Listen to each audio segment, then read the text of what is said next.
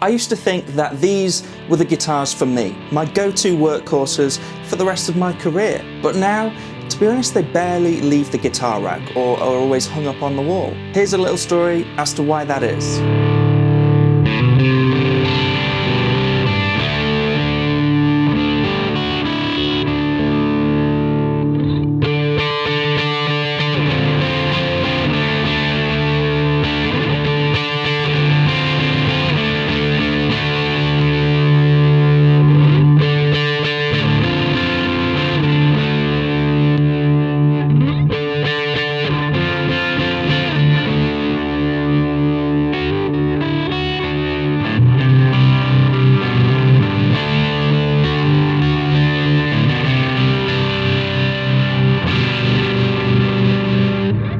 So to recap, I own a musicman Cutlass HSS and a musicman St Vincent, both full-blown USA models that I know I'm incredibly fortunate to own in the collection. You saw the Cutlass a lot on the channel a few years back. It was undoubtedly my main guitar, so you might be wondering where it's gone. I got this guitar in August of 2017. I just graduated music university and I was on a family vacation in the US. I was in the market for a guitar that could propel me into my professional career. However, the musicman and the Cutlass definitely were not on my radar, as I actually think that this model came out only a couple of months before that, in the June of 2017. That being said, I knew the guitar I was looking for needed to be HSS and an S-type double cutaway thing, because in my mind back then, that was the ultimate session player's guitar, which is actually what I wanted to be at the time. My dad and I went around what felt like every guitar shop in Florida, which was a lot of fun, playing a lot of different guitars,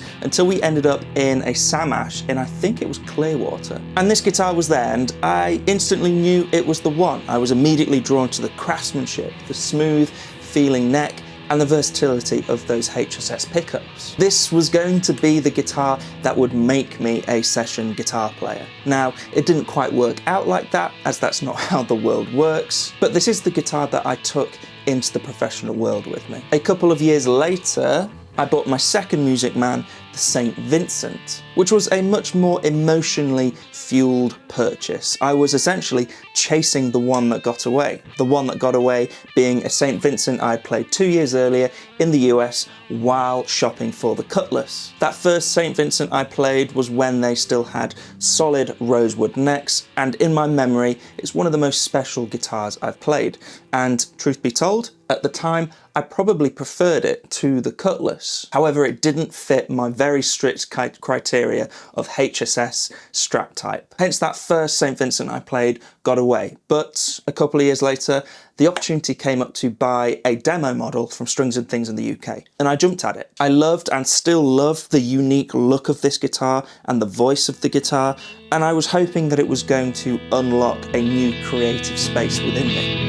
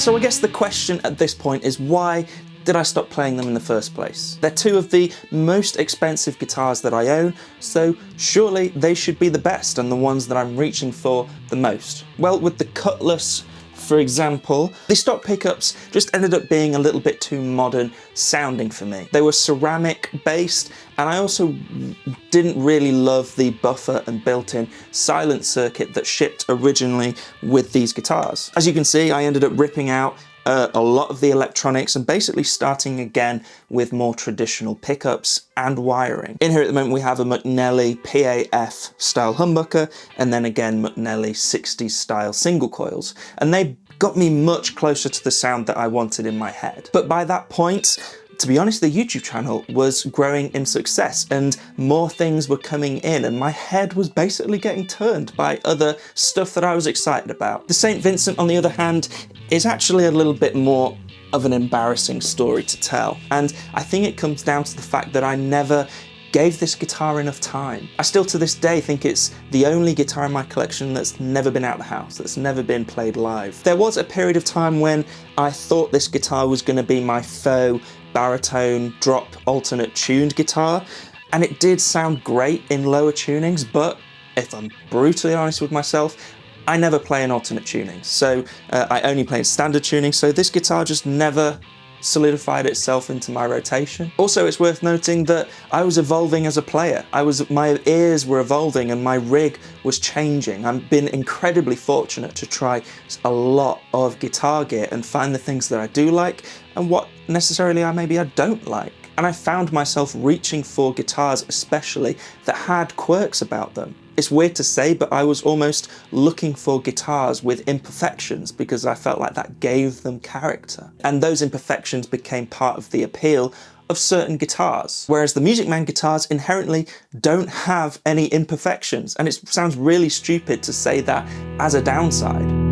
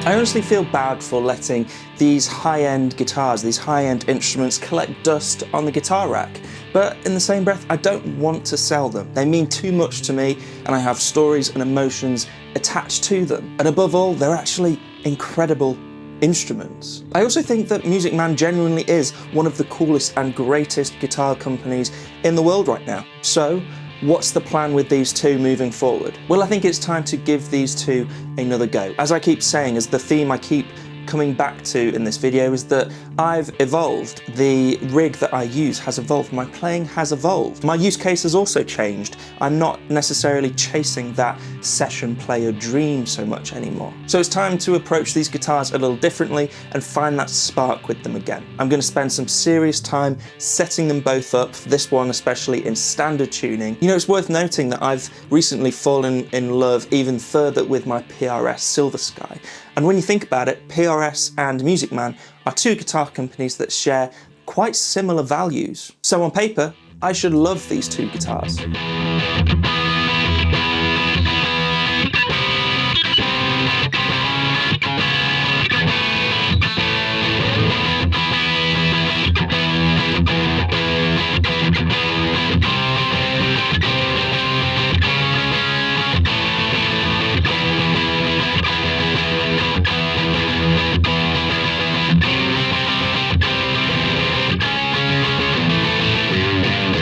So this isn't the Music Man bashing video that you probably thought it was going to be. This is more about just a natural evolution of taste. Not only taste, but also just a natural evolution of me as a guitar player. I'm looking for different things from a guitar from when I was buying these two, but that doesn't mean that these cannot still be part of my rotation. And I want to reiterate that they are absolutely fabulous, fabulous instruments. And there's actually quite a few models in the current catalogue that I would love to try and own. The Revere Sabre being one, and the Corey Wong Stingray being the other. Have you ever fallen out of love with a guitar and then come back to it? How did you come back to it? I'm curious, let me know in the comments down below.